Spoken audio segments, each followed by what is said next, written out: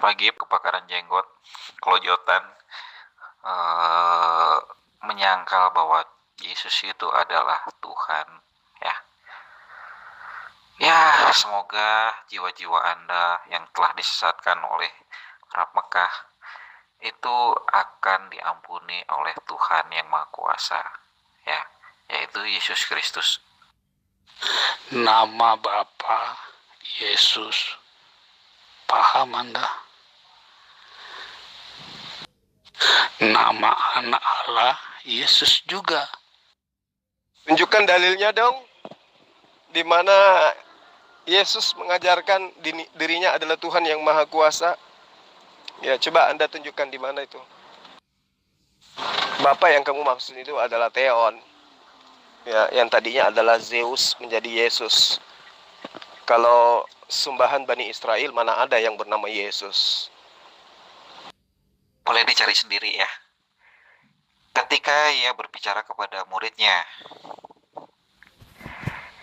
"Kamu menyebut aku guru dan Tuhan. Itu tepat apa katamu, sebab akulah guru dan Tuhan." Itu udah jelas kok, apanya sih yang mau dicari-cari. Ya, kalau mau cari ayatnya silakan aja cari. Soalnya saya pakai ini nih, pakai Android ya. Pakai HP gitu. Kalau mau debat dengan data nanti saya kasih. Gitu, ayatnya sih banyak. Berarti mulutmu dengan pantat ayam sama aja berarti ya. Karena ternyata kamu berbicara tanpa dasar. Kamu mengatakan Yesus Maha Kuasa. Mana dalilnya? Kamu katakan, ya silakan Anda cari loh. Jadi Anda mengatakan Yesus Maha Kuasa itu kamu nggak tahu dalilnya. Kalau saya ngajarkan kamu, dalilnya ada jelas. Yesus Maha Kuasa itu di dalam kitab Yohanes 5 ayat 37 atau ayat 30. Apa kata Yesus? Aku tidak dapat berbuat apa-apa dari diriku sendiri. Nah itu dalilnya Yesus Maha Kuasa. Dasar kadrun. Zulkifli Abbas. Nama Bapa kami itu Yesus. Anda paham? Ya, mana dalilnya? Ada-ada aja nyebut Tuhannya Bani Israel dengan nama Yesus. Mimpi loh. Silahkan baca di Injil Yohanes 13 ayat 13 ya.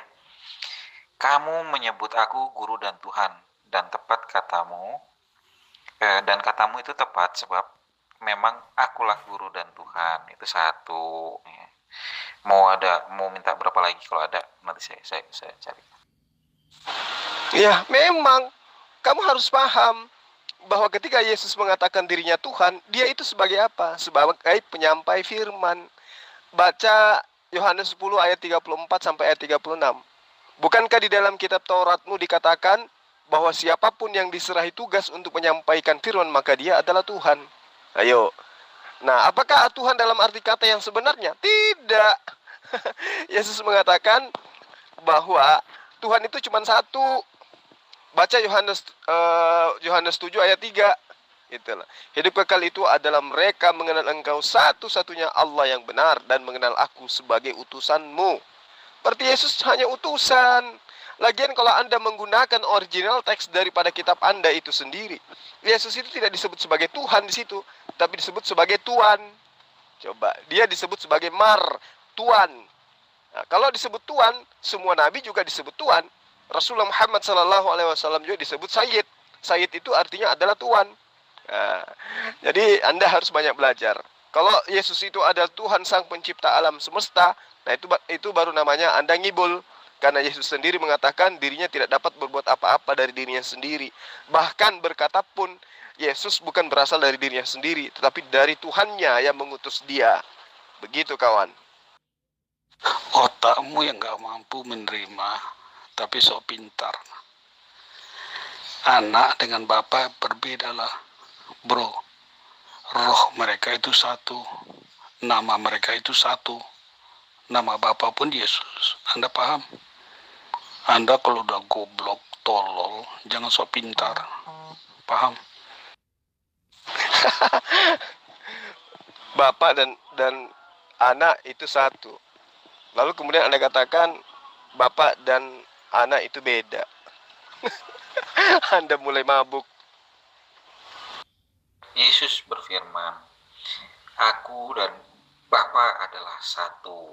Ya, jika Anda menyangkal tersebut, ya berarti Anda memang tidak percaya Tuhan. Begitu aja. Repot sekali ya.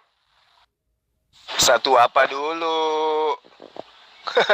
Satu apa dulu? Satu ajaran atau satu hakikat? Nah, itu yang Anda harus pelajari. Bapak dan Yesus memang satu, tapi satu ajaran. Ya, Yesus tidak berkata-kata dari dirinya sendiri. Apa yang Yesus katakan adalah apa yang diperintahkan oleh Bapa untuk ia katakan, ia sampaikan. Jadi mereka memang adalah satu ajaran, tetapi bukan satu hakikat. Anda mau bukti? Baca kitab Anda, Yohanes 8 ayat 17 ayat 18. Di situ Yesus mengatakan apa? Ya. Dia katakan bahwa bukankah di dalam kitab Tauratmu dua saksi itu sudah benar? Dan akulah yang menjadi saksi, ya, dan berdua dengan Bapakku. Jadi Yesus dan Bapa itu ada dua. Baca kitab Anda.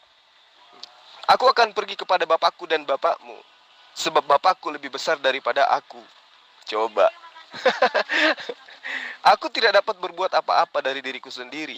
Apa yang aku lakukan adalah apa yang diperintahkan oleh Bapakku untuk aku katakan dan aku sampaikan. Coba. Jadi satu apa maksudmu? Satu nusa, satu bangsa gitu. Kan sudah jelas Bapa itu adalah roh, ya. Yesus itulah roh yang di dalam daging. Nggak perlu disebutkan, di situ sudah jelas. Manusia hidup tanpa roh itu nggak bisa. Jadi makanya nggak perlu dijelaskan, yang sebab kalau ada manusia pasti ada rohnya. Begitu aja kok di ini ya, dipertanyakan, itu kelihatannya seperti menunjukkan kepintaran pada menunjukkan kebodohan sendiri. Bapa itu adalah roh. Maksudnya apaan ini? Ya, sementara di ayat lain dikatakan Bapa itu adalah gunung batu. Bapa itu adalah api. Lucu Anda ini. Ya, perbanyak lagi belajar. Kalau Anda mengatakan Bapa itu adalah roh, ya itu adalah ajaran pagan. Sesuai dengan apa yang tertera di dalam kitab Anda. Di dalam Wahyu 5 ayat 6. Tuhan Anda berupa roh binatang bertanduk 7 dan bermata 7, dan itulah ketujuh roh Tuhan yang diutus ke bumi. Jadi Anda menyembah roh-roh. Yang menyembah roh-roh itu ajaran pagan, ajaran animisme, ajaran barbar. Tuhan itu bukan roh, Tuhan itu adalah pencipta roh, ya. Kamu harus banyak belajar lagi ternyata. Zulkifli Abbas, Bapa namanya Yesus, anak Allah namanya Yesus. Baca di Yohanes 17 ayat 11 12. Paham Anda? Roh mereka itu satu. Paham Anda? Jadi anak Allah itu adalah firman Allah itu sendiri. Anak Allah itu adalah media Allah, media rohnya selama di bumi. Anda paham? Dia memakai hakikat Allah, kemanusiaannya. Anda paham? Kalau memang Anda nggak paham, memang saya sadar. Karena Anda nggak punya otak. Itu dalilnya, ya, ayatnya sudah saya kasih. Apalagi yang kamu pikirkan? Kitabnya Yudaisme mengatakan jangan menyebut nama Tuhanmu dengan sembarangan. Sekarang kamu menyebut dengan nama Yesus. Nah, tapi itu dimaklumi karena yang kamu maksud itu adalah Zeus, sembahan dewa-dewa, sembahan roh-roh. Tapi kalau Tuhannya Bani Israel, kamu jangan mimpi. Kamu akan ditampar Yudaisme. Saya paham sekali kebiasaan umat-umat keledai liar. Anda yang mabuk kenceng onta, Anda tuduh saya. Saya bilang anak Allah di bumi, Bapa itu di surga. Beda itu sama. Itu satu. Yang kedua, roh Bapa dan roh anak itu satu. Satu roh mereka. Anda paham nggak nih? Satu roh itu. Rohnya anak Allah sama roh Bapa itu satu. Paham Anda? Yang ketiga, nama mereka itu sama. Anda paham? Nama mereka itu sama di Yohanes 17 ayat 11 sama 12. Roh mereka itu satu di Yohanes 10 ayat 30. Paham Anda? Saya kasih ayatnya. Anda yang otak Anda nggak mampu menerima, Anda tuduh saya. Kebiasaan orang kalian kayak begitu sih. Saya paham. Nggak ada satupun yang cerdas untuk menerima. Karena otaknya sudah otak batu. Oh, kalau yang Anda maksud itu sembahannya Romawi dan Yunani, ya silakan aja, nggak apa-apa. Itu hak Anda karena memang agama Anda dari sana. Tapi kalau yang Anda maksud itu adalah Allah, Eloh, yang disembah oleh Bani Israel, tentu bukan. Ya, kalau Anda mengatakan Tuhannya Kristen adalah rohnya Yesus adalah sama dengan rohnya Theos, ya itu urusan Anda, itu derita Anda. Nggak apa-apa, silakan aja.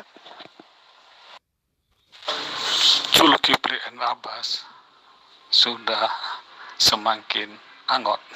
Tidak bisa membedakan roh Tuhan atau roh kudus dengan roh manusia, roh setan, roh iblis. Dia sudah tidak bisa lagi membedakan karena otaknya sudah beku menjadi batu. Oke, Jul? Nah, sekarang sebagai penyembah roh-roh, coba Anda tunjukkan, ya, kalau Anda bisa membedakan. Apa perbedaan antara roh yang kamu sembah dengan roh iblis? Silakan. Anda bertanya kepada orang Kristen atau Anda mempercayai kitab suci itu saja. Orang Kristen kan bisa aja, orang Kristen yang nggak ngerti, yang secara pengejawantahan pemikiran dia juga nggak begitu fasih begitu. Yang harus Anda percayai itu adalah firman Tuhan. Dan Tuhan telah menyatakannya bahwa firman Tuhan itu telah menjadi manusia, yaitu Yesus Kristus.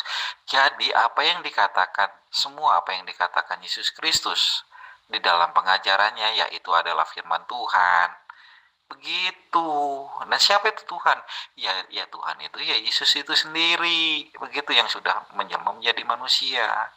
Kamu menyebut aku sebagai guru dan Tuhan, itu tepat apa katamu, sebab akulah guru dan Tuhan. Kan itu sudah jelas, apa sih mau dibantah? Dasar triplex. Kamu menyebut aku guru dan Tuhan. Tuhan itu Sayyid, Adonai, atau Mar, dalam arti kata junjungan. Tetapi bukan sang pencipta alam semesta. Ya, kesalahan fatal orang Kristen itu karena melahap habis, ya, kitab buatan Lai. Kata Tuhan di situ didentikan sang pencipta alam semesta. Padahal kata Tuhan di situ hanyalah sebagai penyampai firman atau rasul atau utusan. Buktinya ketika Yesus mengajarkan kepada Bani Israel, tidak mengajarkan dirinya adalah sang pencipta alam semesta. Malah Yesus mengajarkan menyembah kepada sang pencipta alam semesta. Yohanes 4 ayat 22, Yesus dengan tegas mengatakan, aku menyembah apa yang aku kenal. Artinya Yesus ini menyembah. Masa ada Tuhan menyembah? Kemudian Yesus itu mati katanya. Masa ada Tuhan mati? Tuhan apaan tuh? Tuhan KW 1000. Ya, jadi kalau Anda memperbodoh diri, wah sangat disayangkan. Karena kenapa Anda sudah dewasa, bahkan sudah tua, masih juga menyembah kepada manusia, hanya karena gara-gara dia mengatakan, akulah guru dan Tuhan. Jul, emang yang milik Torah tuh Yuda. Kasih tahu sama orang Yudaism itu, pemiliknya itu Kristen. Jadi pemilik Torah itu ada 3, Jul. 2 orang Yahudi, 1 Kristen, itu pemiliknya. Supaya kamu paham, kamu gak paham sejarah sih, kamu tolol dengan sejarah. Ya. Dasar dodol, maling kitab. Yeremia 31 ayat 33. Perjanjian baruku dengan Bani Israel adalah, aku akan memasukkan hukum Taurat kepada batin setiap Bani Israel. Nah, mana dalilnya? Kalau Taurat itu untuk Bani Kristen, tunjukkan. Zulkifli Abbas tanpa dasar apa-apa berani berkata pemilik Torah itu adalah Yahudi. Somplak kamu Jul. Emang kamu itu tahu Yahudi berapa? Emang Yahudi berapa? Kamu nggak tahu Yahudi yang mana? Jul, kamu nggak tahu sejarah, jadi kamu diam aja bagusan Jul. Kamu nggak usah nangis, kamu tinggal tunjukkan dalilnya mana coba. Yesus menyeru, aku diutus hanya kepada domba-domba yang hilang dari Bani Israel. Mana seruan Yesus untuk Kristen? Ya, Yesus berkata, aku berdoa hanya untuk Bani Israel, bukan untuk dunia. Mana Yesus berdoa untuk Kristen? Tunjukkan. Ayo. Yesus berseru, Sema Israel, dengarlah wahai Israel. Tuhan Allah kita, Tuhan itu Esa. Mana seruan Yesus, dengarlah wahai Kristen? Ada nggak? Nah, dasar maling kitab loh. Jul aja tidak tahu membedakan antara roh kudus, roh Allah itu, dengan roh manusia, roh binatang, dengan roh si Jul sendiri. Beda itu Jul. Kamu belajar lagi lah ya. Kamu nggak ada apa-apanya, kamu baguslah kamu bedakin kambing itu ya, sama pohon pisang itu. Ya udah, sekarang kamu coba bedakan apa perbedaan antara roh-roh yang kamu sembah dengan roh setan. Silakan. Usman, kalau kamu tahu satu, berarti roh mereka, roh Bapa di surga, roh anak di bumi itu satu. Itu artinya apa? Satu, bukan dua. Paham kan? Kamu nggak bisa kamu batasin roh itu dengan jarak, dengan waktu, dengan tempat. Kamu paham itu? Ini aja kamu nggak terima kali ya. Saya bicara mau kamu pendek-pendek aja karena otak kamu nggak nyampe. Ini dulu yang diartikan satu roh itu, roh Bapa di surga, roh Yesus itu adalah satu. Kamu paham nggak ini? Jawab dulu. Wahyu 5 ayat 6. Ya. Roh-roh Tuhanmu bertanduk 7 dan bermata 7, dan itulah ketujuh roh Tuhannya Kristen yang diutus ke bumi. Jadi bukan satu roh Tuhan kau itu, ada 7. Itu makanya saya katakan agama Kristen itu adalah agama barbar, agama pagan. Tuhannya ada 7. Cakep. Zulkifli Abbas, saya mau tahu otak Anda dulu. Tahu nggak Anda yang diutus Bapak itu siapa? Apa yang diutus Bapak? Saya pendek-pendek aja sama kamu dulu, gak usah banyak-banyak karena otak kamu gak nyampe. Yang diutus Bapak itu apa sih? Jawab. Yang diutus oleh Bapa itu adalah makhluk, baik berupa malaikat ataupun berupa manusia.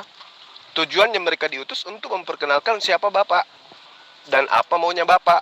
Jadi utusan semuanya mengajarkan sesuai dengan apa yang diinginkan oleh Bapa. Jadi adalah kafir, kufur, laknatullah, orang-orang yang justru menuhankan utusan, dan itu adalah Anda. Buatan lain, mau buatan King John, mau buatan yang mana, segala macam ya. Selama itu kitab Injil yang bukan dibikin setelahnya kayak Barnabas gitu ya, itu wajib dipercaya bagi yang beriman mengimani kitab suci tersebut. Sebab kitab suci tersebut tidak ujuk-ujuk langsung nongol ya, tidak langsung kedubrak jatuh dari langit, itu melalui firman ya. Dan firman itu telah mengatakan bahwa aku dan Bapa adalah satu. Dan firman-firman Yesus itu banyak dikatakan bahwa memang banyak mengatakan bahwa dirinya adalah Tuhan. Begitu. Jadi kalau Anda menyangkal firman-firman tersebut, ya berarti Anda tidak percaya pada Tuhan. Begitu aja. Anda mau ngeyel sana, mau ngeyel sini, mau bantah sana, mau bantah sini, ya seperti orang-orang ahli-ahli kitab, orang Farisi begitu.